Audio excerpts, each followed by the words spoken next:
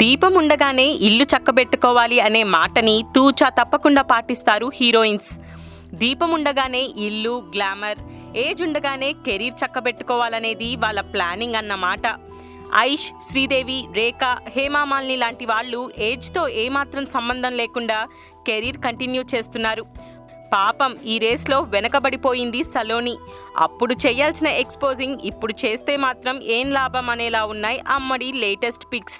ఒక ఊరిలో మూవీతో హీరోయిన్గా టాలీవుడ్కి ఎంటర్ అయింది. రాజమౌళి మర్యాద రామన్నతో బ్రేక్ ఇచ్చినా యూజ్ చేసుకోలేకపోయింది.